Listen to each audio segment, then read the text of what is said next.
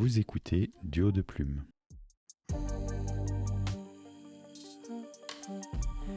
Bonjour et bienvenue sur le podcast d'écriture Duo de Plume. Je suis Catherine. Je suis Cyril. Aujourd'hui, nous vous proposons la deuxième partie de l'épisode débuté la dernière fois à propos des outils réels et virtuels des écrivains, parce qu'on a trop parlé la dernière fois. Un long épisode, mais qu'on espère intéressant. Et celui-ci tout autant. On verra, mais probablement, parce qu'on a beaucoup de choses. Dans ce premier épisode, on avait abordé les outils. Alors, si on se place d'un point de vue chronologique, tout ce qui était de l'ordre de la recherche, de l'élaboration d'un plan, de qu'est-ce qu'on fait avant, finalement, la phase d'écriture. On avait également abordé les outils au cours de l'écriture du premier jet et jusqu'à la correction. On avait parlé d'Antidote et d'autres logiciels. Pour cet épisode-ci, on va plus se consacrer sur l'après-écriture, l'après-texte. Exactement. Et tout ce qui est satellite, jet... après le premier jet. Non, mais même pas après le premier jet. Là, on part du texte corrigé. Oui, donc la phase que tu as appelée post-production, c'est-à-dire peut-être la couverture, peut-être la mise en page, la création du e-book pour les auteurs auto-édités. On pourra parler aussi probablement des outils qui nous permettent de dialoguer avec l'éditeur pour les gens qui travaillent avec des maisons d'édition, mais aussi tout ce qui est promotion, tout ce qui est salon, etc. Absolument. Alors, la phase de post-prod, on a notre texte, brillant et corrigé, futur best-seller. On se positionne peut-être un petit peu plus là dans le cas de l'auto-édition finalement, parce que tout ce qui est, on va parler de la mise en page notamment, de la couverture, qu'est-ce qu'on a dit d'autre? Alors, puisqu'on parle des outils, oui, mais ceci dit, si on parle mise en page, j'imagine que c'est une discussion que tu as aussi avec ta maison d'édition. Donc, alors en général, ça dépend. pas dans le sens si tu rentres dans une collection, elle est déjà créée.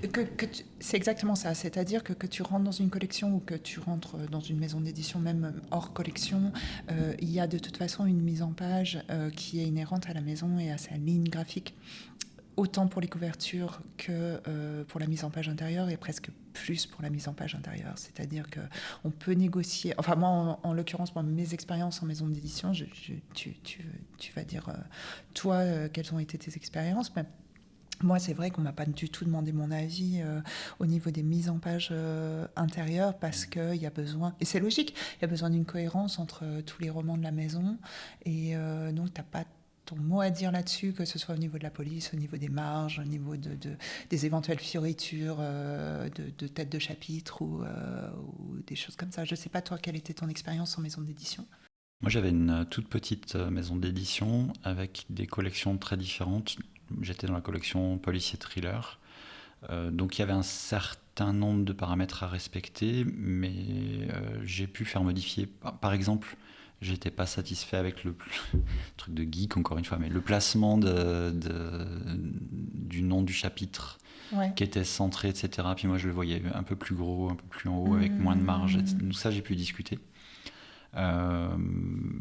En dehors de ça, oui, on essaie de rester dans le cadre de la collection qu'ils imaginent, parce qu'il faut une cohérence. Tout à fait. Et puis surtout, on s'en occupe pas. C'est-à-dire que tu envoies ton fichier. Moi, alors après, c'est à la production. Alors, on te demande ton avis le cas échéant, mais en tout cas, c'est pas toi qui vas le faire. Normalement, tu reçois un bon à tirer. Et exactement. Puis, alors, c'est dur de faire des corrections à ce moment-là, parce que quand tu as le bon à tirer, on est quasiment prêt, le produit. Mais surtout sur des corrections de forme, en fait, je pense, parce que tu peux encore, si tu trouves un peu des coquilles ou des choses comme ça, mais après, sur la forme, ils vont pas tout modifier la maquette. Non, c'est clair. Donc, Par contre, si tu produis toi, si tu es indépendant, c'est toi qui vas devoir faire ta mise en page ou la déléguer, parce que la force de l'auto-édition maintenant, je pense que d'ailleurs on en parlera dans un prochain épisode. Prévu un prochain épisode où on va faire un peu des comparaisons entre auto-édition et édition traditionnelle, mais la force de l'auto-édition maintenant, on l'a déjà dit, c'est la professionnalisation des écrivains. Et le fait que ils utilisent soit des outils dont on va vous parler, on tease vraiment beaucoup, soit ils font appel à des professionnels, et il y a évidemment des professionnels graphistes qui s'occupent de tout ce qui est mise en page selon les directives de l'écrivain. Dans l'hypothèse où on fait nous-mêmes, donc alors je suis sûre, Cyril, que tu vas nous donner plein de... Alors moi je fais sous Word, avec des templates. Je savais même pas que Word pouvait exporter. Ah, alors d'accord. non, moi je prends. Tu crées un PDF en fait. Non. En fait, même moi, pour mes romans auto-édités, je suis passée par BOD, pour Emma Paddington en tout cas, par Books on Demand. Et Books on Demand a une petite boîte à outils mise à la disposition des auteurs, avec des templates donc des modèles Word, à utiliser aux différents formats qu'ils proposent. Et avec deux sortes de templates différents. Alors, qu'est-ce qu'il y a dans les templates ? C'est assez basique, hein, mais ça te permet d'avoir un modèle avec des pages liminaires qui sont sans le numéro en bas. Les pages liminaires, c'est les premières pages avant le titre, avant le titre proprement dit, qui ne doivent pas être numérotées. Alors, la numérotation de bas de page doit commencer avec le texte. Voilà, avec le texte. Donc, on se retrouve finalement toujours dans un roman avec... ça commence à la numérotation à la page 6 ou 7 en général, selon les mentions, selon si on a fait une dédicace ou pas. Et ça, c'est pas très simple. Enfin, moi, j'ai pas trouvé le moyen de commencer la numérotation à la page 7 sous Word de manière simple. Donc, ça m'arrange beaucoup d'avoir ces templates. Et après, il suffit de suivre, c'est bien fait. Il suffit de suivre avec le faux titre. À chaque fois, il y a une page. Enfin, sur le modèle, c'est marqué inscrivez votre faux titre ici. Le faux titre, c'est le tout premier titre où il n'apparaît pas le nom de l'auteur, c'est sur la première page. Va y avoir marqué Emma Paddington, Le Manoir de Dunfermline. Ensuite, 2 pages plus loin, toujours sur la page de droite, ça va être marqué Emma Paddington avec la police correcte, avec le nom, avec le fait que c'est un roman, etc. Donc ça, c'est tout prévu dans ce modèle. Moi, j'utilise ça. On peut quand même modifier, puisque c'est du Word, bien entendu, on peut modifier, mettre la police qu'on veut. On peut, ce que tu évoquais tout à l'heure, changer le titre de chapitre, le mettre à droite, à gauche, la manière qu'on veut. Inclure des images. C'est très basique, hein, mais moi, ça me suffit. Après, on se débrouille quand même à peu près pour contourner les problèmes du type des veuves et des orphelines, c'est-à-dire de ne pas se retrouver avec un mot tout seul en bas de page ou en début de page. Ça, c'est des choses qu'il faut éviter dans les règles de mise en page. Alors, et ma foi, moi, j'avoue que j'ai fait comme ça. Maintenant, il y a bien évidemment des logiciels. Je suis persuadée que toi, tu n'utilises pas Word. Non, tu as dit que tu ne savais même pas que c'était possible. Et il y a des logiciels dédiés. Alors, comment tu fais, toi ? Moi, j'ai un petit côté contrôle fric. Ouais, c'est bizarre, je n'avais pas remarqué. Mais bon, sorti de là, j'ai aussi besoin de gazer. Alors, ce côté-là fait que, et tu croises ça avec le côté geek, ça fait que les premières versions que je faisais, c'était avec des logiciels comme Calibre, qui est un outil de gestion de bibliothèque Oui, alors je sais e-book. ce qu'est Calibre, mais je ne savais même pas que ça peut faire de la mise en... Tu peux mettre en page ton e-book et par extension ton livre papier. Ça te sort du PDF. Mais il faut mettre sérieusement les mains dans le cambouis quand même. Alors, c'est du code HTML qu'il y a dedans. Ah oui, d'accord, oui, parce que je vois Calibre, mais je ne vois pas comment faire... Ah bah oui, tu m'as perdu depuis longtemps. Là. On a parlé geek et oui, contrôle oui, fric. mais pour les gens normaux. Alors, ça prend du temps du coup. D'abord, il y a une phase d'apprentissage et puis pour faire un truc... Mais par contre, tu as tellement de contrôle que tu peux mettre vraiment contrôler le placement de chaque élément au point près. Donc, c'est super pour les gens comme moi. Oui, alors on ne doute pas, mais intermédiaire, il y a des logiciels. En fait, tous les logiciels fonctionnent comme tu l'as décrit, c'est-à-dire tu as un template de base, tu craches ton texte, tu déposes ton texte dedans, Oui. et puis ça va te préformater tout le texte pour que ça corresponde au modèle de base. Puis après, tu peux modifier un peu le modèle pour faire des choses comme ça. Et puis après, c'est qu'une question d'enrobage graphique du point de vue du logiciel. Donc moi, j'ai trouvé un truc qui est assez cher, mais dont la qualité du PDF final est vraiment intéressante pour moi, qui s'appelle Velum, V-E-2-L-U-M, qui est disponible que sur Mac, je crois, pour l'instant, et qui permet de faire ça. Tu lui rentres du Word ou n'importe quel format de texte, et il te sort une version e-book, une version papier. Tu choisis juste le format du livre que tu veux. Ouais. Je veux du 18-21 ou du format classique français, du format US, du format... Il y a des milliers de formats possibles. Et puis, tu as une représentation visuelle à l'écran des pages et comment elles vont être. Puis tu peux bouger les choses, insérer des graphiques, faire des lettrines pour le premier paragraphe, éviter les veuves, les orphelines, mais tout le monde le fait ça maintenant. Donc tu peux customiser pas mal les choses, et après il te sort un PDF que tu peux directement uploader sur ta plateforme de publication, de print on demand, de ce genre de choses. Mais est-ce que c'est facile pour quelqu'un comme moi qui a du mal? C'est l'intérêt de Velum. Tu lui donnes juste le texte, et après c'est à cliquer. C'est des questions du genre, est-ce que tu veux le titre à gauche? Oui. Ah, puis tu le mets à gauche. À droite? Oui. Plus haut, plus bas. Oui, donc c'est facile, c'est intuitif. Oui. Parce que moi, j'avais essayé, je me suis quand même dit là sur ma nouvelle saga, bon, de toute façon, après, il faut avoir une cohérence en cours de série, bien évidemment, donc j'ai fait comme ça avec Emma. Et puis là, pour ma nouvelle saga, j'avais un petit peu envie justement de faire une mise en page un peu plus sexy, avec notamment, j'avais envie sur les premières pages de chapitre, de mettre des petits dessins, de faire des choses comme ça. Et ça, je pense que Word, pour ça, je pense que j'aurais pas trop confiance en termes de... Est-ce que ça va vraiment être reproductible pile poil? Est-ce que ça va placer là? Non, tu auras des problèmes d'alignement. C'est ce que je me suis dit, parce que quand je vois déjà le passage d'un point doc à un PDF, on perd déjà des trucs. Donc je me suis dit, non, je ne vais pas partir là-dedans, clairement. Donc j'ai essayé... Moi, j'ai essayé Scribus, qui est un logiciel, comment on appelle de mise en page. Oui, certes, non, c'est pas ce que je cherchais. Pour dire qu'il est... Oui, open source, merci.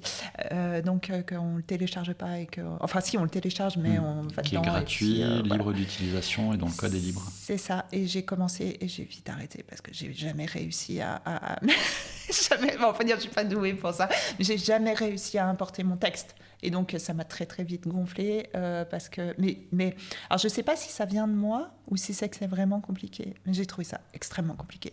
D'une manière générale, les outils open source sont développés par des geeks et par des très petites équipes, ce qui fait que tu prends un logiciel comme Velum, c'est la même chose en fait, sauf qu'il y a beaucoup d'énergie qui sont mises dans la mise en forme graphique, l'ergonomie d'utilisation, etc. Ce que tu peux pas te permettre quand tu développes du logiciel libre, pas forcément. Il y en a certains dans des projets libres qui sont très bien foutus. Mais Scribus fait partie de ces outils où tu as toutes les fonctionnalités possibles. Tu fais aussi bien qu'un logiciel comme Velum, mais par contre, la courbe d'apprentissage est plus aiguë parce que c'est un peu beaucoup moins intuitif, beaucoup moins ergonomique, et c'est aussi pensé pour de multiples plateformes, donc la forme des boutons va varier, etc. Donc c'est vite compliqué. Donc peut-être que ça explique les choses. Il y a des gens qui s'en sortent très bien avec Scribus. Tu me rassures un tout petit peu. Bon, faut peut-être que j'essaye Velum alors, parce que je renonce pas tout à fait à cette envie de faire une jolie mise en page un peu originale. Mais... Velum a un modèle économique... alors déjà, c'est que sur Mac, donc ça limite à une partie des écrivains. Mais si tu utilises cette plateforme-là, tu peux le télécharger. Je crois que tu peux faire tous les essais que tu veux pendant 30 jours, donc c'est aussi possible. Si faut pas le télécharger et commencer à l'utiliser si ton texte n'est pas fini. Bien sûr. Tu fais avec un texte fini pour voir les possibilités. Et après, tu as deux modèles de paiement. Tu peux acheter un forfait de 10 bouquins. D'accord. Pas très cher, je ne sais plus les prix, mais c'est en dizaines de francs, et puis, ou de dollars. Et puis quand tu as utilisé ton 10 forfait, tu $ rachètes. par Non, livre, au total, je crois. Ah oui, c'est pas Ouais. cher. Oui, c'est vraiment pas cher. Ouais, ouais. Et où tu achètes le droit d'utiliser le logiciel de manière infinie, puis c'est un peu plus cher, de l'ordre de 250 ou 300 $. D'accord. Mais après, tu as toutes les mises à jour et tu peux l'utiliser autant que tu veux. Donc tout dépend du nombre de bouquins que tu as à faire et de ce que tu prévois de faire. Ok. Moi, je suis parti au départ sur la version je paye au fur et à mesure que j'utilise. Et tu te rends vite compte qu'au bout d'un certain nombre de bouquins, tu as atteint le prix de la licence infinie, on va dire. Donc, oui, c'est à calculer. Vu le nombre de bouquins que j'écris, mais je pense pour que l'utiliser, se pose pas, mais ouais. Non, tu achètes que quand l'outil te convient vraiment bien. Donc. Oui, mais alors ça, c'est intéressant. Je savais qu'on allait apprendre plein de trucs dans cet épisode. Oui, parce que alors, après moi, l'obstacle, je suis pas du tout dans l'hyper-contrôle au même point que toi, mais c'est vrai que j'aime quand même bien faire moi et faire mes petits machins. Mais en revanche, il faut que je comprenne comment ça fonctionne et un outil informatique, j'ai besoin qu'il soit intuitif et sinon s'il y a toute une phase d'apprentissage où il faut X temps pour déjà maîtriser le machin, pour ne serait-ce que importer ton texte, moi c'est bon quoi, j'ai pas du temps à perdre là-dessus quoi. Mais bon, très bien. Bon alors après il y a toujours sinon la solution que j'envisage également d'ailleurs, c'est de faire appel à quelqu'un, mais il y a quand même un petit côté fierté quand tu fais toi. Quand c'est bien fait, évidemment. Absolument. On parle d'artisanat, hein, c'est de l'écriture. Et ce côté-là est très intéressant. Ceci dit, si tu veux de la qualité, c'est aussi bien de faire marcher la chaîne du livre, comme on dit, c'est-à-dire tous les artisans justement qui sont spécialisés. Moi, je fais mes propres couvertures, par exemple. On va en parler un peu des outils des couvertures. Mais parlons des outils des couvertures. Mais je me pose sérieusement, parce que je maîtrise ces outils, donc j'arrive à les faire, mais je me pose de plus en plus la question d'utiliser des freelances pour faire ça, j'allais dire des vrais illustrateurs, oui, des gens dont c'est le métier. Parce que la qualité, et puis le temps, du coup, est du côté, du côté de l'illustrateur et plus de mon côté. Moi, pour faire une bonne couverture qui me plaît, il me faut beaucoup de temps. Bon, après, oui. Après, il y a Alors, il y a le coût. Il y a le coût, mais c'est vrai pour les auteurs auto-édités, c'est relatif, mais c'est pas si cher que ça. Généralement, on peut trouver quand même il faut chercher, il faut fureter, mais il y a énormément d'illustrateurs et de graphistes sur les réseaux. Après, je pense aussi, et c'est bien normal, que ça dépend ce qu'on veut parce que les tarifs sont évolutifs en fonction de la complexité de la couverture qu'on souhaite. Généralement, selon qu'il y a un personnage, 2 personnages, 18 personnages, une scène complexe, un fond, pas de fond, les prix peuvent grimper très vite. Donc bon, après, mais je pense, enfin, on a déjà parlé dans un autre épisode de l'importance de la couverture d'un roman. Je pense que c'est tellement important que c'est une dépense, à mon avis, qui vaut la peine. Maintenant, tout dépend. Et puis, si on n'a pas le budget, à contrario, ou que pour X raisons, on a envie de faire soi-même, quel logiciel on peut utiliser dans ces cas-là? Alors, moi, j'ai noté Canva, parce que j'aime bien Canva. Parce que Canva, c'est ce que je disais tout à l'heure, c'est vraiment très simple. Donc, je trouve qu'il y a une banque de données d'images sur Canva Pro, en tout cas, mais Canva Pro, c'est pas très très cher non plus. Non, mais c'est un abonnement, donc ça augmente tes charges. Oui, enfin, bon, pour les auteurs qui sont indépendants avec une petite entreprise, etc. Mais oui, effectivement, c'est des charges. Moi, je l'utilise tellement. Moi, j'utilise tous les jours parce que j'utilise aussi pour les réseaux, etc. Et puis, on touche vite les limites de l'outil quand on est en version gratuite, je pense. Oui. Canva est intéressant dans le sens où il y a un outil, un côté multi-outil, puisqu'il peut servir pour faire de la promo pour les réseaux sociaux, pour faire des graphismes, pour faire des couvertures, mais aussi pour faire des banderoles, ce que tu veux en fait. Marque-page, des choses comme ça. Oui, absolument. Flyer.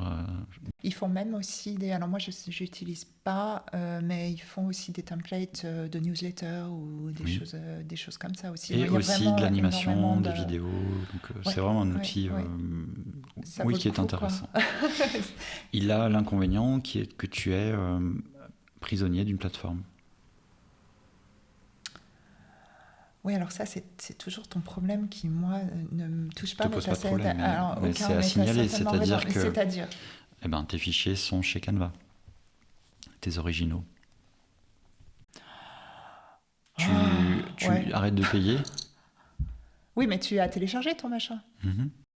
Alors vas-y, tu vas me faire peur. J'aime bien quand tu me regardes avec ces yeux perçants, dire tu es déjà prisonnière du système. Bon, alors vas-y, fais-moi mal. Non, pas du tout, mais imaginons que tu écrives dans une série, je sais pas, au hasard, Emma. Au hasard. Imaginons qu'il y a certains éléments graphiques de ta couverture qui reviennent sur chaque couverture. Mm-hmm. T'arrêtes la série, tu passes à d'autres projets, 5 ans plus tard, tu veux la reprendre, on revient sur Emma, etc. Tu veux réutiliser les éléments graphiques, Canva n'existe plus, ils ont fait faillite. Tout ce que tu as, c'est tes couvertures de l'époque, etc. Mais tu peux plus utiliser le petit chat que tu mettais sur la couverture, qui était... c'est un exemple. Hein, mais... alors, moi, en l'occurrence, pour ça, c'est vrai qu'effectivement, j'ai une illustratrice, donc j'ai... Non, mais d'accord, mais on parle de Canva. Si tu l'avais fait dans Canva... Oui, mais parce que Canva... Oui, alors... c'est dans ce sens-là où je te dis que tu es prisonnier de la plateforme. J'ai importé des trucs, en fait, parce que j'ai importé les polices, mais j'ai importé des polices... La police de Emma... C'est une police qui n'existe pas dans Canva, mais que j'ai importé. Mais qui existe ailleurs. Oui. Bon, tu peux la trouver ailleurs. Oui, donc même problème. Mais si tu avais un design que tu réutilises dans chacun des trucs, etc., il est stocké. Alors oui, en fait, ce qu'il faut, c'est l'exporter de Canva sous un format que tu peux réimporter facilement dans d'autres choses avec des calques différents, etc. Alors, on parle un peu technique, mais où tu pourrais réimporter. Mais ça te permettrait du coup d'être serein par rapport à l'avenir de Canva. Ça reste une entreprise qui peut faire faillite. Tu peux perdre les moyens d'utiliser... il ne faut pas s'endetter pour créer des couvertures. Quoi. Je veux dire, il y a un moment... Si tu n'as plus les moyens de payer Canva Pro et que tu perds l'accès à tes fichiers, je ne sais pas si c'est possible ou pas, mais c'est quelque chose simplement à considérer au moment où tu fais ce choix-là. Mais ça reste un très bon outil. Bien penser une fois qu'on a fini d'exporter les couvertures, d'avoir les originaux quelque part, et puis on va parler de ce qu'on a dit l'épisode précédent, c'est-à-dire de bien faire ses sauvegardes avec la règle du 3-2-1, etc. Et ça te garantit justement que tes fichiers qui sont à toi, tu peux les réutiliser plus tard et que tu les perds pas en cas de malheur, d'incendie, de malheur de la vie. Donc Canva est un bon outil. Il y a toute la suite Adobe, avec Photoshop, Illustrator, etc. Qui étaient un peu les originaux, enfin NL, je ne sais pas comment dire. Qui est probablement ce qui est utilisé majoritairement par les illustrateurs. J'avoue que c'est un monde que je ne connais pas du tout, mais où on retrouve un petit peu les mêmes types d'outils et voire d'images, dans certains cas. C'est-à-dire ? Tu veux dire c'est les banques d'images intégrées dans le... d'accord. Mais là, je parle... T'es sur autre chose, t'es sur les banques d'image. d'image. Peut-être d'autres choses. Oui, parce que dans Canva, tu as des banques d'images. Oui. Et ces banques d'images, tu les retrouves dans d'autres banques d'images. Adobe, notamment, propose, si tu as leur abonnement, des templates, des images, des choses que tu peux réutiliser pour l'illustration que tu veux faire, effectivement. Avec Adobe, donc dans Adobe, on va mettre tout ce qu'on utilise, tous ces outils. Il y en a d'autres. Il y a Affinity qui fait des suites comme ça. Il y a plein de marques en fait qui se sont mis là-dessus. Donc tu prends l'outil préféré et ils se valent tous. En fait, le problème c'est apprendre à l'utiliser. C'est la même manière de faire, je pense après. Par contre, alors tu parlais des banques d'images. Il y en a d'autres. Il y a des banques de photos, des banques d'illustration qui utilisent. Qu'il est possible d'utiliser, pardon. Moi, j'en connais une qui s'appelle Pexels, pexels.com. Ce sont des images libres de droit. Tu peux utiliser. C'est des photos, c'est des vidéos, etc. Donc, ça peut faire des bases pour ta couverture. Ça peut être un paysage d'une ville connue. Alors après, l'inconvénient de prendre des images libres de droit, alors évidemment l'avantage c'est que ça ne coûte rien, Puis l'inconvénient, c'est que tout le monde peut les utiliser. Voilà, ta couverture de livre avec, avec moins une original. montagne, tu vas la retrouver déclinée à peu près de la même manière sur d'autres bouquins, etc. Donc bon, ça c'est Oui, mais l'inconvénient. l'astuce, c'est d'utiliser un morceau de cette image combiné avec d'autres morceaux, etc. Et ça devient quelque chose qui est unique pour ton bouquin. Alors oui, mais dans ce cas-là, on retombe sur l'idée que finalement, faire ça sans outils payants, je pense que c'est sans doute difficile.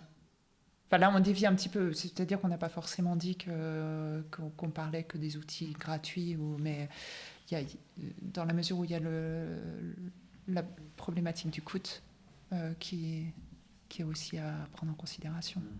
Mais je pense que, disons, peut-être finalement le message, c'est de dire pour faire une chouette couverture avec du gratuit pur, quel que soit ce qu'on utilise, c'est plus compliqué, je pense. Non? À moins d'être super doué comme toi. Alors, Parce que toi, t'es doué. Mais tu as quand même des outils existe un outil payants. gratuit qui ressemble à Photoshop, qui s'appelle GIMP, qui est un outil open source, GIMP, qui est absolument aussi puissant que... Alors, effectivement, maintenant que tu en parles, je crois que j'étais allée voir à une époque lointaine et reculée, et open source, c'est exactement ce que tu disais tout à l'heure à propos de Scribus. J'ai eu le même problème, j'ai pas compris comment ça marchait, quoi. Donc après, c'est quand même l'ergonomie est réservé plus difficile. voilà, Mais c'est possible d'utiliser des outils qui, libres, gratuits, et de le faire... En fait, ce que tu gagnes en payant un outil, c'est du temps, probablement. Oui, je pense. Parce que tu peux très bien arriver au même niveau du produit final de ton illustration, de ta couverture avec GIMP, mais tu as une grosse courbe d'apprentissage, il faut apprendre à utiliser l'outil, donc si tu n'investis pas ce temps, tu n'y arriveras pas, simplement. Mais c'est vrai aussi avec Adobe. Hein. Mais peut-être qu'Adobe est un peu plus intuitif, il y a plus de tutoriels sur les internets, sur YouTube, etc. Donc c'est aussi... Voilà. Ouais, après, de toute façon, voilà, c'est du temps pour apprendre une nouvelle compétence. Alors c'est vrai que moi, personnellement, alors, autant la mise en page, ça me tente de faire moi pour les raisons que j'ai évoquées, autant pour la couverture. Alors moi, je demande à des humains de faire la couverture. Mais c'est totalement personnel. C'est rigolo que tu abordes ça parce que dans nos notes de préparation pour l'épisode, il y a marqué place de l'IA par rapport aux illustrations et aux couvertures. Bah, de toute façon, voilà, c'est un sujet particulièrement touchy, surtout en ce moment. On est au printemps 2024 quand on enregistre cet épisode. Et il y a eu ces derniers temps, et il y a encore sur les réseaux sociaux je ne sais même pas si on peut parler de polémique, mais en tout cas, oui, on peut parler de polémique. En tout cas, du débat et de la polémique sur justement, faut-il boycotter les auteurs et les maisons d'édition qui utilisent l'IA. Spoiler, je ne suis pas pour bloquer qui que ce soit, n'importe quel auteur, pour quelque raison que ce soit. Alors, mais bon. Fondamentalement, moi non plus, d'autant que, comme on disait tout à l'heure, l'IA, de toute façon, plus ou moins, on l'utilise à partir du moment où on ouvre notre ordinateur, on utilise l'IA quand même. Maintenant, après, j'entends aussi l'argument de dire que ça prend le travail des illustrateurs, etc. Mais c'est comme n'importe quel outil qu'on va utiliser, il nous faut une éthique de l'utilisation de l'outil, c'est tout. Donc, et puis c'est ça si tu prends un couteau de cuisine, on peut faire des plats succulents avec et on peut découper quelqu'un avec. Oui, c'est un problème éthique et d'usage. Donc, pour moi, l'IA reste un outil comme un autre et il faut simplement l'utiliser en conscience. Et évidemment que je préfère, plutôt que d'utiliser une IA, utiliser entre guillemets les services d'un illustrateur ou d'une illustratrice avec qui je m'accorde, etc., qui va probablement mieux me comprendre. Tout ce qu'on gagne avec l'IA, c'est du temps, encore une fois, probablement. Oui, tout à fait. Et puis finalement, après, peut-être qu'on peut envisager de mixer les deux. Voilà, c'est drôle. Et puis, alors, pour continuer à mettre les pieds dans le plat, l'illustrateur, lui, va probablement utiliser des outils blindés d'IA. Donc, c'est le serpent qui se mord la queue, cette histoire. Oui, de polémique, je parle. Mais, je pense un petit peu aussi. Après, c'est comme souvent quand il y a des nouvelles choses qui arrivent, c'est dicté un peu par une peur qui est légitime. Mais la peur de l'inconnu qui fait craindre des choses terribles, alors que je ne suis pas persuadée que ces choses terribles arrivent. Maintenant, je pense qu'en effet, les illustrateurs, je pense qu'eux-mêmes peut-être utilisent l'IA partiellement ou pas. Bon, après, Certains d'entre eux se sentent certainement mis en danger par l'arrivée de ces outils parce qu'on ne connaît pas leur capacité, effectivement. Oui, et puis qui va certainement aller en s'améliorant. Mais c'est drôle, alors tu vois, moi, j'ai assez récemment, pour un de mes romans, j'envisage de refaire faire une couverture, donc j'ai sollicité, il y a quelques jours, là, donc je n'ai pas encore la réponse, j'ai sollicité une illustratrice professionnelle, et pour lui expliquer ce que je voulais, j'avais déjà évoqué, j'avais déjà fait cette démarche pour une couverture précédente, et à nouveau, j'ai demandé à l'IA de me générer une image par rapport à l'histoire. Elle m'a généré une image et j'ai envoyé cette image à l'illustratrice en disant voilà sur cette base-là, le genre de choses que voilà, ce genre de choses, j'aimerais bien ça, et puis en lui expliquant tout le contexte comment dire, qu'elle se base là-dessus, mais qu'elle finalement modifie énormément les choses et puis qu'elle les mette à sa sauce surtout. Et en le faisant, j'étais mal à l'aise, dans le sens où je me suis dit comment elle va recevoir la chose par rapport à la polémique actuelle. Est-ce que j'ose faire ça? Est-ce que j'ose lui envoyer une image générée par l'IA? Mais d'une certaine manière, je me suis dit, mais en même temps, c'est tellement plus clair de lui envoyer cette image plutôt que de lui expliquer. C'est plus clair que ton gribouillis sur le carnet, tu veux dire? J'avoue. Et voilà. Alors bon, elle m'a pas encore répondu, donc si ça se trouve, elle m'a blacklisté. Tu nous diras. Voilà. Non, mais je pense pas. Mais effectivement, et puis quand j'ai vu l'image qui avait été générée, je me suis dit, il y a de l'idée et c'est quelque chose qui me plaît. Maintenant, j'ai ni le temps, ni les compétences, ni l'envie de décliner cette image toute seule en bricolant avec des calques et des machins pour obtenir quelque chose qui me convienne à peu près. Et je préfère amplement la relation avec une illustratrice. On a le même problème avec l'IA. Hein. Simplement, les outils, les calques et les machins, c'est des mots qu'il faut utiliser, ce qu'on appelle les prompts, c'est-à-dire la phrase que tu mets dans l'IA pour qu'elle te ressorte une image. Pour avoir quelque chose de correct et qui te plaît, qui correspond à ce que tu attendais, il faut sacrément travailler ce prompt. Et il y a la même courbe d'apprentissage finalement que d'utiliser un outil comme Photoshop, etc. Donc, alors oui, on gagne un peu de temps. Encore une fois, on ne va pas refaire le débat puisque... Non, ni des couvertures, ni de l'IA, parce que c'est l'objet d'autres épisodes. On a prévu un épisode sur l'IA, donc on en reparlera à ce moment-là. Absolument. Couverture, on a couvert le sujet à peu près. Absolument. Alors, comme on était toujours dans la phase post-prod, alors je sais pas, on n'en a pas débattu avant de lancer l'épisode, de savoir si on parlait ici des différentes plateformes pour les auto-éditer, pour distribuer, commercialiser, imprimer le livre. Peut-être ça fait plus de sens au moment où on parle de l'auto-édition. Oui, je pense, tu as raison.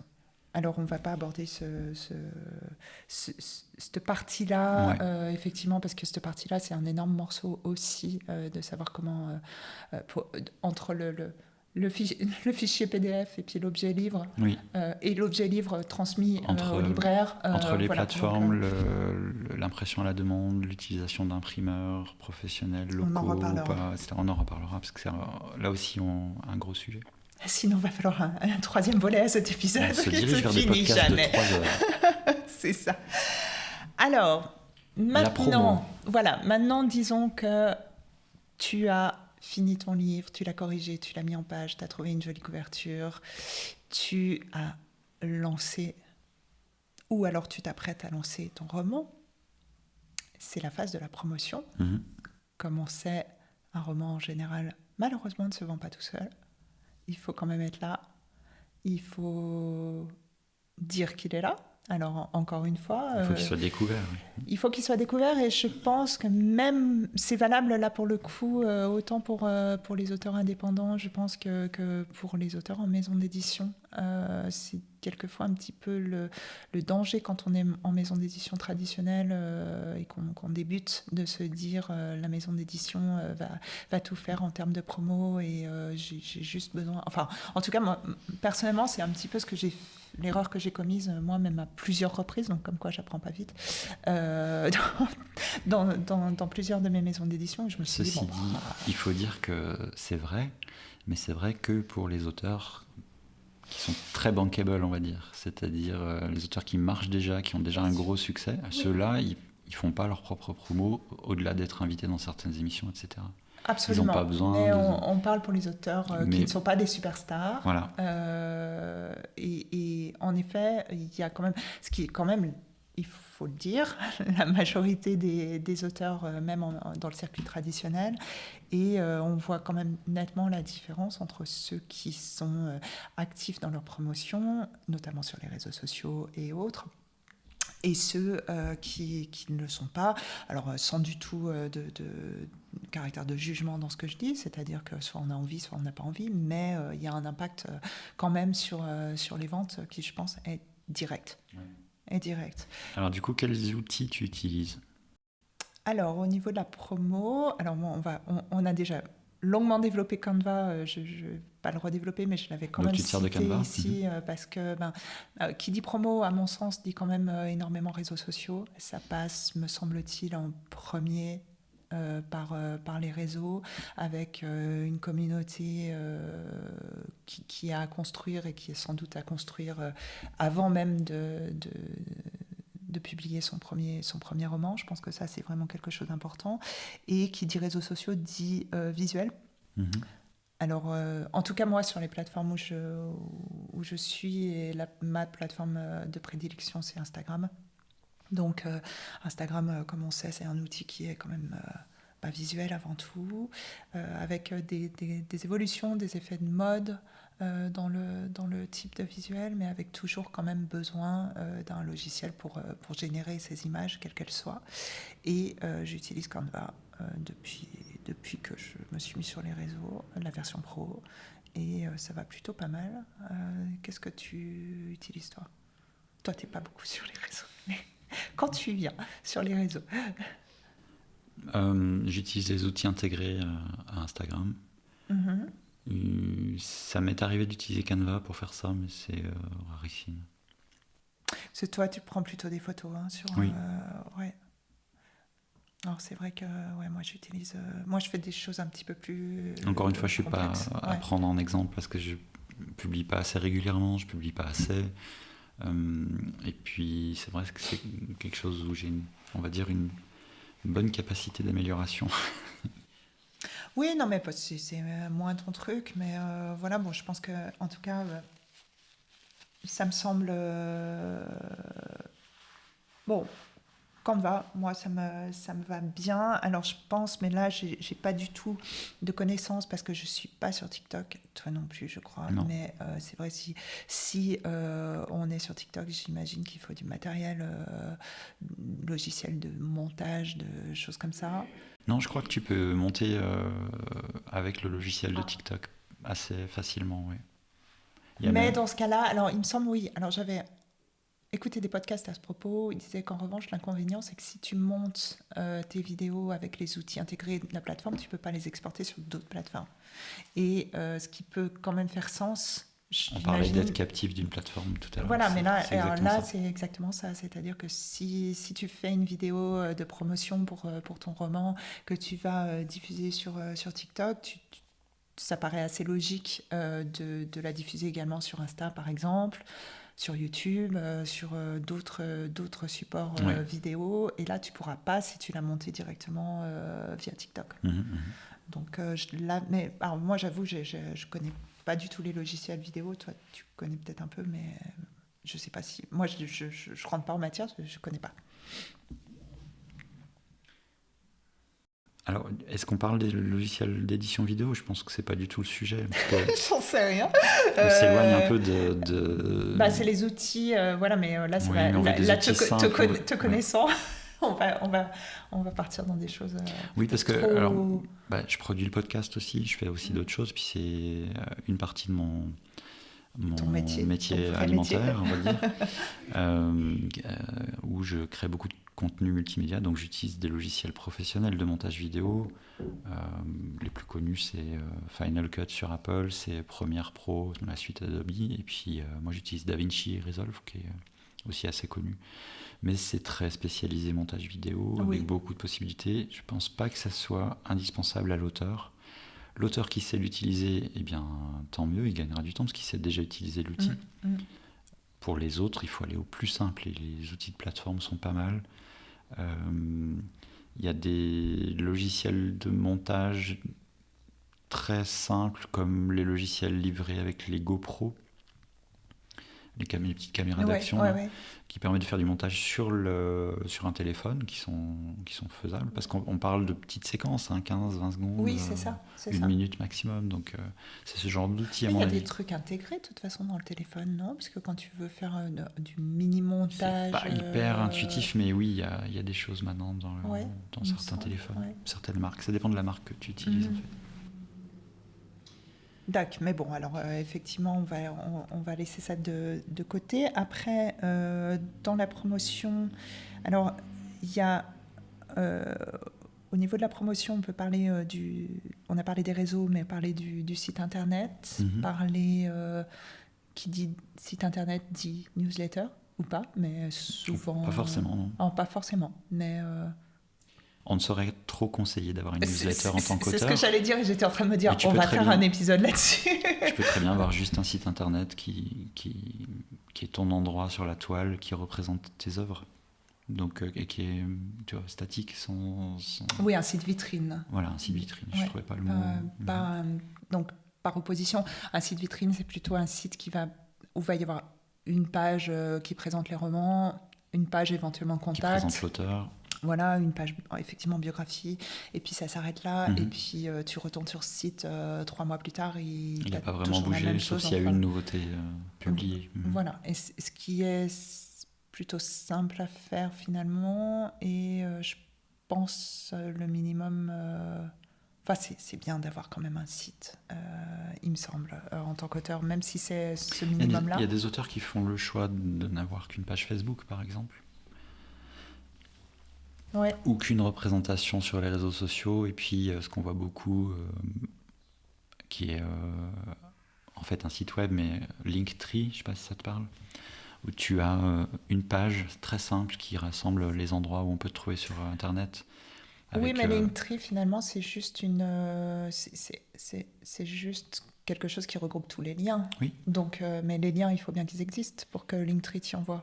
Mais il y en a qui se contentent, au lieu d'avoir une page web, d'avoir la page Linktree, et puis tu vas vers l'Instagram de l'auteur, le Facebook de l'auteur, le Twitter, le machin, le truc. Oui, alors moi j'en ai un Linktree, mais ça renvoie quand même T'as mis ton site parce que t'en as un, mais si t'en avais pas, on te trouverait sur les autres réseaux par ce biais-là. Alors que quand t'es que sur Instagram, c'est difficile de créer un lien sur Instagram qui pointe vers un autre réseau social. En général, ils sont enlevés, ou c'est compliqué. Oui, puis alors le gros problème d'être uniquement sur les réseaux sociaux, c'est que tu as quand même d'une part, tu vas être plafonné par l'algorithme qui va t'empêcher de toucher qui tu veux. Et puis là, pour le coup, ce que tu dis toujours, mais c'est vrai, c'est que tu n'es pas chez toi. Donc c'est vrai que c'est l'algorithme qui va choisir qui c'est qui voit tes publications.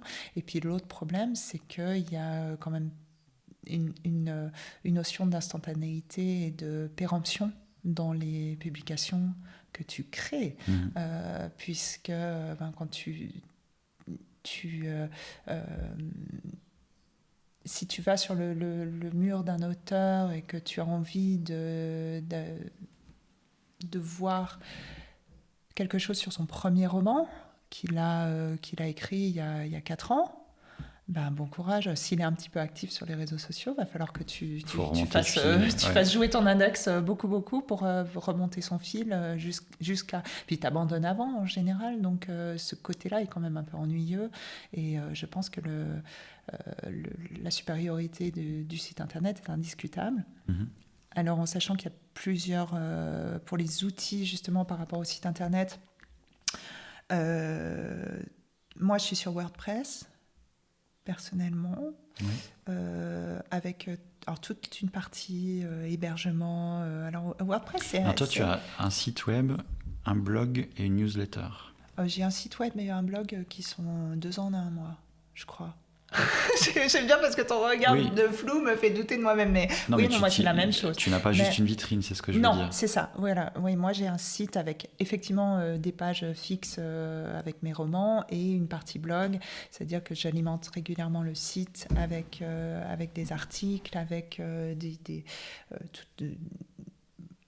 toutes sortes de choses, toute mon actualité en fait, mais qui peut être trouvée sur le site avec les articles de presse, avec des liens vers. J'ai beaucoup de liens. Enfin, j'ai toute une partie média avec les liens vers les émissions radio, où j'ai été invitée, ce genre de trucs.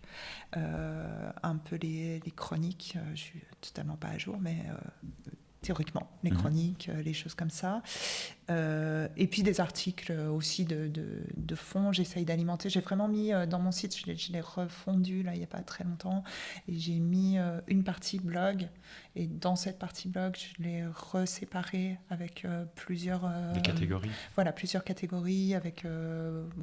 celle qui est peut-être la plus alimentée, c'est les coulisses d'écriture, où je parle Bon, quand on fait des salons, je fais des petits retours sur les salons, avec des photos, avec des choses comme ça. Je parle aussi un petit peu comme on fait ici, quoi, de certaines thématiques de mon écriture. J'ai une partie où je parle du podcast. J'ai une partie où je parle de mes ateliers, des chroniques, etc. Donc tout ça, c'est sur WordPress. C'est rigolo, ça correspond un tout petit peu à ton statut d'hyperactive. Ouais, peut-être. Mais en fait, disons, il y a un recoupement des différentes choses aussi, c'est-à-dire. Mais j'essaye, on en avait parlé il n'y a pas si longtemps, j'essaye quand même de faire des contenus différents selon le média, c'est-à-dire ce que je mets sur mon site internet et de moins en moins ce que je mets sur les réseaux sociaux. Ça a du sens. Oui, parce que finalement, mais c'est d'ailleurs toi qui m'en as parlé il n'y a pas si longtemps, en me disant, mais les articles que j'avais sur mon site internet, je les mettais aussi sur les réseaux avec souvent un visuel similaire, etc. Puis je me suis dit, mais c'est vrai que ça fait pas forcément sens parce que j'ai pas de plus-value pour mon site. Maintenant, après, alors oui, hyperactif, je sais pas, mais c'est certain que ça demande du temps. C'est là où je voulais en venir, c'est que un blog notamment, et puis de la newsletter, ça prend du temps. Il faut insérer ça dans ton agenda pour avoir une certaine régularité quand même. Alors c'est totalement vrai. Et alors là, c'est un autre débat. Moi, effectivement, je fais tout. De plus en plus, je me dis que si je devais faire qu'un truc, je crois que ce serait la newsletter, en fait. Mais le problème étant que la newsletter, pour recruter des gens et pour que les gens sachent que tu as une newsletter, il te faut quand même un autre support, quoi. Les réseaux en général. Et c'est les réseaux. Donc, on a un petit peu là aussi le chat qui se mord la queue. Mais la newsletter,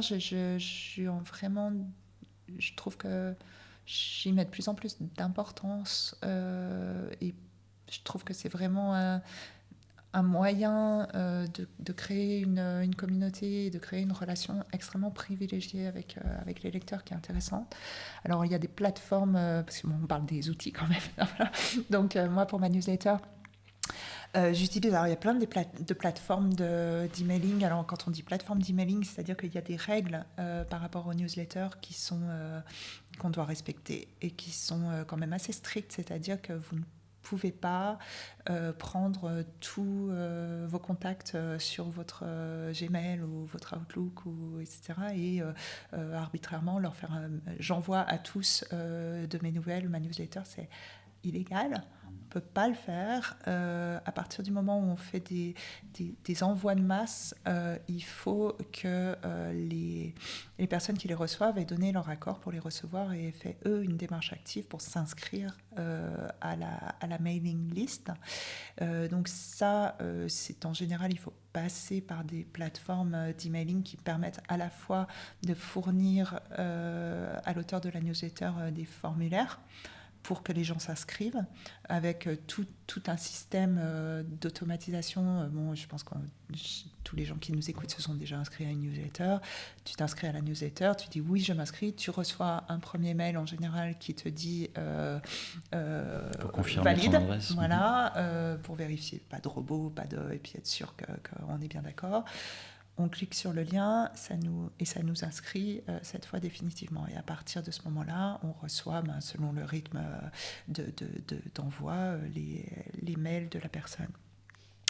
J'utilise la plateforme Brevo, qui était anciennement Sandy Blue, qui est pas mal. Il y a une forme gratuite qui est intéressante parce qu'elle permet, je crois, c'est gratuit jusqu'à un envoi de 300 mails, ce qui est quand même déjà pas mal. C'est une belle liste déjà. Ouais, 300. c'est une belle. Bon, moi, j'ai pas atteint, je veux dire encore. Voilà. Inscrivez-vous à ma newsletter, s'il vous plaît. Mais j'ai pas encore atteint. Mais c'est bien fait. Il y a des templates. On peut réutiliser les templates à chaque fois. On peut programmer la newsletter. Enfin, moi, j'en vois tous les 15 jours et je trouve que c'est un outil qui convient bien à mes maigres compétences, disons. Et toi, qu'est-ce que tu utilises ? Moi, j'ai la même approche que j'ai eue avec Scrivener, dont on parlait sur l'épisode précédent des outils pendant l'écriture, c'est-à-dire que j'ai eu besoin que tout soit au même endroit. Le blog, le site, les outils pour la newsletter. Et donc, j'utilise une plateforme qui me permet de faire ça. Ah oui, d'accord. Qui s'appelle Ghost. Donc, où j'ai mon site qui est hébergé chez eux. C'est aussi un blog qui fonctionne comme WordPress, comme le tien, et des outils de newsletter identiques à ceux que tu utilises, sauf que c'est tout au même endroit. Et c'est accessible pour des non-geeks ? Parce que je me méfie, toi, avec tes outils. Je me méfie de tes compétences qui ne sont pas celles de tout le monde. Non, c'est un des avantages de Ghost. C'est très user-friendly. C'est très facile à utiliser. Parce que WordPress et en l'occurrence, ma plateforme de newsletter. Moi, je trouve que c'est... WordPress, c'est alors, passablement difficile à... Toute la partie hébergement et... Mise en place. Choix du thème. Oh, choix du thème, ça va. Oui, mais après, où vont les menus, etc. Ouais, alors ça, les c'est widgets, vrai. les... Oui. Après, alors oui, il y a toute une phase d'apprentissage. Moi, j'avoue que tout ce qui est hébergement, les clés, API, les machins, les trucs, j'ai fait... Guigui, voilà, t'as fait appel Guigui Team, à un freelance. Fils. Voilà mon freelance de la chambre du dessus, que de toute façon, et puis j'appelle quand j'ai un problème. Qui est très bien payé en nourriture et en hébergement. Voilà, il est bien content, il est ravi. Et en plus, sur le site, on le paye en visibilité en le citant dans un podcast qu'il n'écoutera jamais, mais c'est pas grave. Voilà, je lui dirai qu'on l'a cité. Et il y a plein de gens qui vont vouloir travailler avec lui, certainement. Forcément. Mais quand on voit ton site... Il a fait un bon boulot.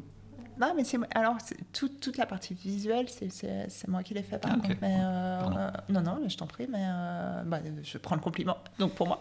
Lui, il a fait vraiment tout ce qui était hébergement, etc. Après, moi, j'ai passé beaucoup de temps à comprendre comment ça marchait. Et puis, effectivement, le thème. La dernière fois que j'ai changé de thème, j'ai craché le site. Donc, j'ai dit, OK, ne change plus jamais de thème. Et là, j'ai trouvé un thème qui me va bien et que j'ai bien compris comment il marche. Alors, j'avais changé de thème parce que j'avais besoin, parce qu'il y avait certaines... Selon les thèmes, le thème sur WordPress, c'est l'aspect l'aspect graphique. Et l'organisation des pages aussi. C'est ça, c'est-à-dire que selon les thèmes, il y a certaines fonctionnalités qu'il y a ou qu'il n'y a pas. Pour donner un exemple, au niveau des menus, moi, c'est un peu pour ça que j'avais changé, parce qu'on peut avoir un seul menu qui apparaît, ou des menus secondaires, ou des menus de bas de page, qui selon les thèmes, il existe ou il n'existe pas. Donc quand on a... initialement, j'avais plein d'onglets, donc je les répartissais sur différents menus pour pas faire un truc trop étouffant. Lourd. Bon, puis du coup, comme ça crachait, j'ai fait quelque chose de... Ça m'a permis de reprendre à zéro, de faire quelque chose de plus simple et qui, je pensais, est mieux. Donc c'était un mal pour un bien. Mais... voilà. Alors après, il existe des sites qui sont hors WordPress, bien sûr, ou hors Ghost, que j'avoue, je ne connaissais pas. Des sites qui sont beaucoup plus simples, avec quelque chose de vraiment clé en main. Moi, c'est ce que j'avais initialement quand j'ai commencé mon premier site. Il était sur Simple Site. Il y a Wix aussi. Oui, ce qui est pas mal utilisé. Oui. Ouais, qui est pas mal utilisé. Alors ça, si on n'a pas tellement envie de se plonger dans toute la Les mains dans le technique pour cambouis. apprendre, parce qu'effectivement, il y a un besoin, comme tu dis, même à mon humble niveau, de quand même comprendre comment ça marche pour mettre un titre, un machin, un truc. Ça, c'est des choses, c'est vraiment clé en main. C'est-à-dire que la page, elle est déjà donnée avec des thèmes. Tu tapes même directement dans la page. Exactement. Le texte que tu veux remplacer, etc. Exactement. Ouais, ça, WordPress aussi, par contre, mais, sur les éditeurs de blog. Mais en revanche, alors moi, ce qui m'avait gêné, je suis partie de Simple Site en l'occurrence, c'était parce que j'avais pas possibilité de mettre un formulaire pour une newsletter. Moi, je suis partie de Simple Site quand j'ai monté ma newsletter. Enfin, j'ai créé ma newsletter, donc en 2021, ça commence à faire, hein, mais parce que c'est pas possible. Et le site est quand même, moi, ma plus grande source de gens qui s'abonnent. Enfin, les réseaux aussi, je pense, mais je pense que plus le site où j'ai des formulaires. Mais les réseaux rebasculent sur ton site pour que. Oui, j'ai un Linktree. Donc, mais en effet, tu as raison, ça rebascule sur la page du site consacrée à la newsletter. Donc voilà, c'est l'inconvénient, et à mon avis, de Wix et de Simple Site et de tous ces sites-là, c'est que ça permet d'avoir un site vitrine, ou un site même blog, mais il a quand même des limites de fonctionnalité. Et puis du coup, après, on doit tout changer, on doit se référencer. Enfin, voilà, donc autant commencer peut-être par... si on est dans une logique de professionnalisation, c'est toujours pareil, ça dépend... pourquoi on veut un site, ce qu'on veut en faire. Enfin, si on prévoit d'être écrivain pendant plus que 3 mois, je pense que ça vaut le coup Là, vraiment, ça vaut le coup de se former comme il faut et de pouvoir faire fonctionner son écosystème à 3 branches, avec le site, la newsletter et les réseaux. Enfin, moi, je vois ça comme ça. Est-ce que tu as mis en place un shop sur ton site? Une boutique en ligne? Oui. J'ai mis, alors ça aussi c'est quelque chose que permet WordPress quasiment tout le temps. Alors on peut on peut utiliser. De toute façon, WordPress fonctionne avec des extensions, des modules, donc avec des modules qui permettent de fonctionner avec tout ce qui existe quasiment. Donc moi j'utilise WooCommerce. Je sais qu'il y a Shopify aussi qui, je crois, est bien, voire même est peut-être mieux. Je sais pas. Ça dépend des produits que tu vends en fait. Les deux sont très généralistes. Tu sais dire un peu la différence? Parce que je les utilise pas. D'accord. Toi, tu as une boutique? Non. Oh, ça simplifie les choses. Et tu veux avoir une boutique ou... J'y réfléchis pour les livres auto-édités dédicacés à distance. Ça serait une possibilité. Et où j'ai réfléchi éventuellement à des goodies pour... ça se prête pas pour le thriller. Je sais pas, un pistolet en plastique. Ouais, des bouts de doigts. Ouais, c'est ça.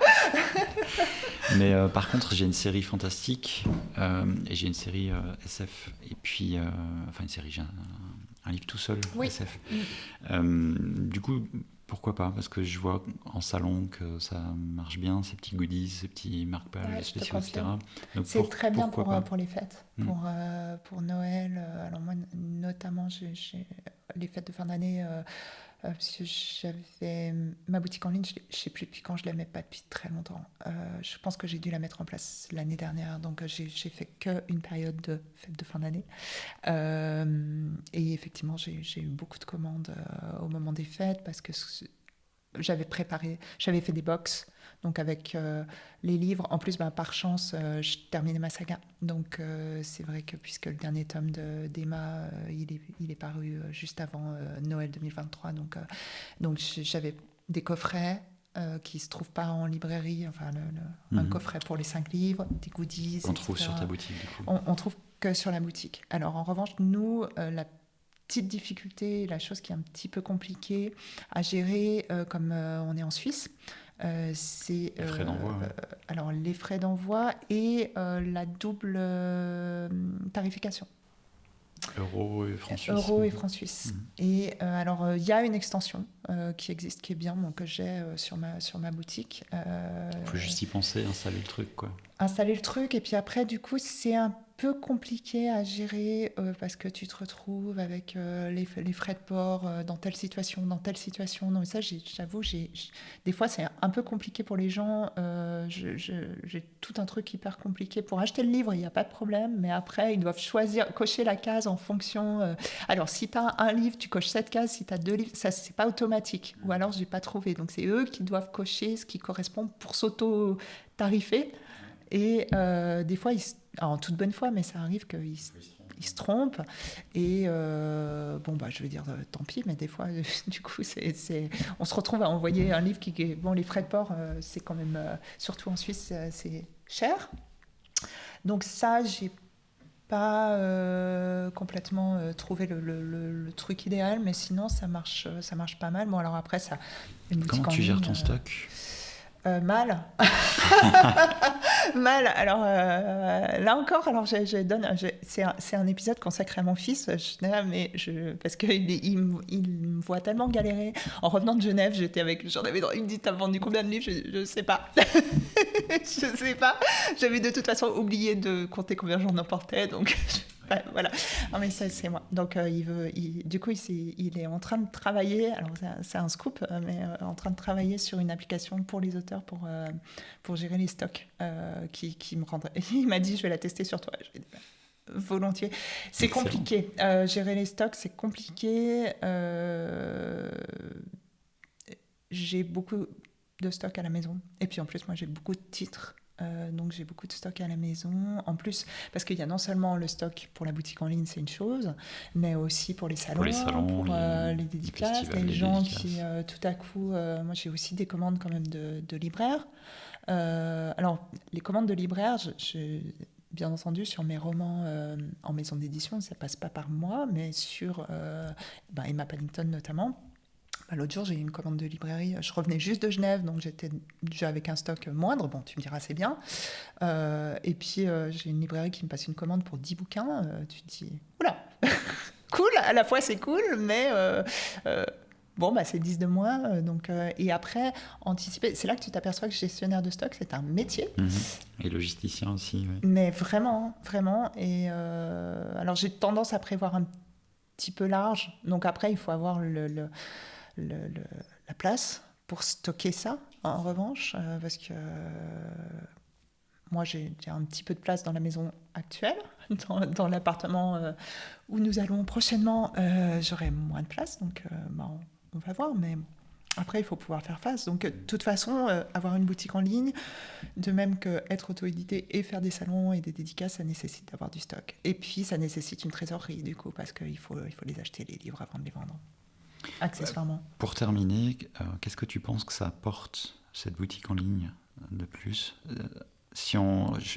ma question elle est plus orientée goodies, etc., que livres. Parce qu'évidemment, quand tu vends un livre que tu as écrit sur ta boutique, je vois l'intérêt financier, puisque tu gagnes plus d'argent. Oui, non, mais de droits d'auteur, en fait. Alors, de toute manière, après, tu veux dire la boutique en ligne par rapport aux goodies ? Oui, qu'est-ce que ça t'apporte en plus ? Pourquoi tu le fais, en fait ? Alors, très franchement... À part pour faire plaisir à tes lectrices. C'est exact. Alors, les goodies, je ne gagne pas d'argent dessus. Le coffret, donc j'ai voulu, et je ne le regrette absolument pas, parce que c'est vraiment... Par contre, un critère qui donne envie d'acheter, d'avoir une série avec un coffret. Il faut dire qu'il est très chouette, ce coffret. Merci. Mais je suis... Non seulement je ne gagne pas d'argent dessus, mais je suis presque à perte par rapport à ce que je l'ai payé. Donc on est vraiment dans un service au lecteur, à mon avis, dans le petit truc en plus. C'est-à-dire que... moi, je réfléchis dans une logique. J'ai une boutique en ligne... La personne qui va acheter sur ma boutique... Quelque part, elle est déjà fan. Alors, quelque part, elle est déjà fan. Et aussi, elle va payer quand même, a priori, plus cher que si elle commande sur Amazon. Parce que moi, je ne peux pas me permettre de ne pas facturer les frais de port. Parce que, voilà, donc elle paiera nécessairement plus cher. Donc, si elle paye plus cher, c'est que j'ai déjà instauré une relation, que je donne des petites choses en plus. Et les petites choses en plus, c'est la dédicace, c'est les marque-pages, c'est le coffret, le cas échéant, c'est offrir à Noël des goodies. Alors bon, ça dépend lesquels. Il y a des choses que j'offre pour Noël, des cartes ou des badges Emma Paddington, etc. Il y a des goodies qui étaient dans mes box de Noël où ça augmentait le prix nécessairement, mais sans marge. Donc c'est apporter le petit plus qui à la fois crée du lien. Je crois qu'il y a cette notion-là, il y a cette notion de créer du lien et puis d'échanger avec la personne. Et de faire plaisir. Et faire plaisir. Ça prend vachement de temps. Oui. Parce que c'est d'où ma question. Oui, mais ça prend du temps. Moi, c'est quelque chose... Mais je me pose la question quelquefois. C'est vrai que notamment à Noël, où j'ai quand même pas mal de commandes. Bon, j'ai pas eu 3000 commandes, mais j'ai quand même pas mal de commandes. Et il y avait une gestion... En plus, j'étais en France, donc j'avais des commandes. J'avais pris des livres, mais tout à coup, j'ai eu une commande qui est tombée le 20 décembre. J'étais déjà en France, j'avais pas assez de bouquins. Donc, encore une fois, j'ai appelé Guigui qui venait après en lui disant « Prends les livres !» et tout. Il était tout. Mais ils sont où? Alors, on était à appel vidéo pour chercher dans les cartons ce qu'il fallait amener. Enfin, ça complique je me compliquais la vie. Mais je trouve sympa de pouvoir faire la petite dédicace, une petite carte pour le lecteur, pour le remercier d'avoir avec des petits stickers, des machins. Et je pense que ça fait plaisir. Et moi, ça me fait plaisir. Et je m'aperçois qu'il y a réellement une relation qui se crée parce que j'ai eu à plusieurs reprises des personnes qui avaient acheté sur ma boutique et qui m'ont ressollicité pour qu'il y avait un cadeau à faire et qui sont revenus vers moi pour dire « Ah bah tiens, j'ai un cadeau, est-ce que vous pouvez m'envoyer un livre dédicacé pour ma nièce ?» ou pour, voilà. Et je me dis, je pense qu'ils ne l'auraient pas fait s'ils avaient juste acheté chez Payot, quoi. Ils le font parce qu'il y a la dédicace, parce que voilà. Donc, oui, il y a ce truc en plus. Maintenant, il est évident que si, et c'est tout le mal que je me souhaite, je me retrouve à un moment donné avec 25 commandes par jour, je ne vais plus faire que ça, donc je ne vais plus le faire. Oui. C'est pas possible. C'est pas possible. Mais là, tu embaucheras. Je me posais déjà la question de peut-être ouvrir la boutique qu'à certaines périodes aussi. Bon, là, du coup, je me suis posé la question avant Noël parce que ça a été compliqué à gérer. Après, le cadeau de Noël, c'est bon. Voilà. Donc, je dis, bon, ok, maintenant, j'ai des commandes, mais j'ai des commandes qui sont complètement gérables. Mais ouais, avant Noël, si tu as ta boutique... Il faut être prêt, quoi. Faut être prêt, il faut avoir du stock et puis être prêt à y passer du temps. Parce que le temps que tu emballes ton paquet avec machin, etc., ça te prend un peu de temps. C'est clair. On a digressé. Oui, mais c'était intéressant quand même. D'accord, merci. Ça va alors. Par contre, on va gentiment conclure notre épisode sur ces dernières aventures de boutique en ligne, etc. Et c'est l'occasion de remercier nos auditeurs, de leur proposer de commenter, de laisser le pouce en l'air ou les étoiles. Selon les applications qu'ils utilisent, parce que ça nous aide beaucoup à faire découvrir ce podcast à d'autres auditeurs. Absolument, on espère que ça vous a plu. N'hésitez pas à partager avec nous vos expériences. Et on se dit dans 15 jours. Au revoir Cyril. Salut Catherine. Un livre, ça peut tout changer parce que ça crée du lien et un lien qui dure longtemps. Un texte, c'est un ruisseau. Par moments, il est très lent. Par moments, il va très fort. Tous les abrutis de marcheurs ou pas de loi que vous êtes devraient lire les livres au lieu de les brûler. Mais vous couchez avec tous vos auteurs, dites-moi. Je ne bosse plus du tout avec des connards.